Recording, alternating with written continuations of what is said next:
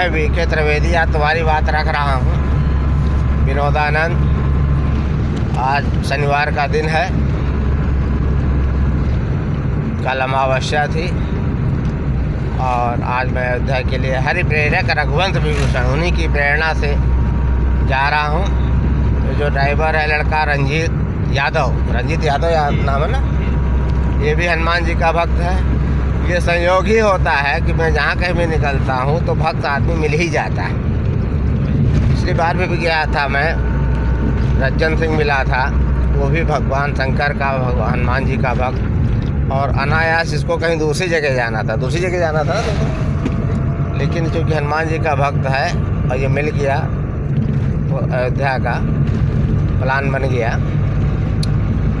अब ये विचार आया, आपस में हम लोग भगवत चर्चा कर रहे थे, क्या करना चाहिए क्या नहीं करना चाहिए। होता ये है कि हम मानवीय मूल्यों को, मानवीय जो गुण हैं जिसमें किसी पढ़ाई लिखाई की आवश्यकता नहीं, उनको हम भूल गए हैं, लिहाजा हमको कष्ट मिलते हैं। जैसे अभी रंजीत यादव ने बताया कि हमारी दादी बताया करती थी कि बचपन में पेड़ मत तोड़ो, उसकी डाल मत तोड़ो, उसको कष्ट होता है, वो भी जीव है।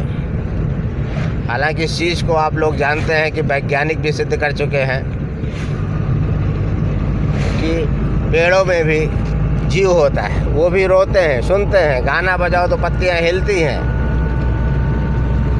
और सबसे बड़ी बात जो इसने आज कही वो मैं इस विचार के माध्यम से आप लोगों तक पहुंचाना चाहता हूं कि आप लोग मांस मत खाइए। क्यों ना खाएं?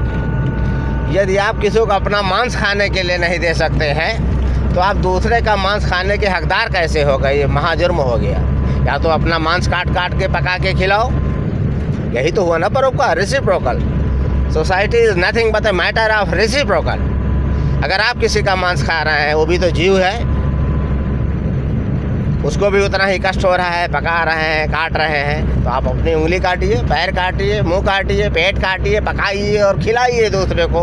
और जितनी मात्रा में खिलाइए उतनी ही मात्रा में खाने के हकदार हैं, अदरवाइज नहीं। ठीक है रंजीत? दूसरा विचार ये आया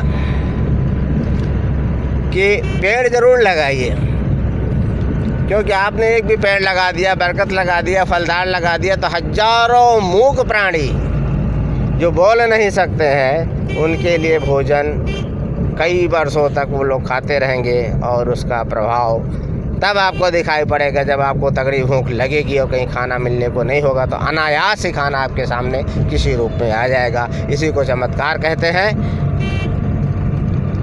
मैं तो बराबर कहता रहता हूँ कि इस कलयुग, घोर कलयुग में केवल 2 काम करें, क्योंकि हर चीज़ प्रदूषित है।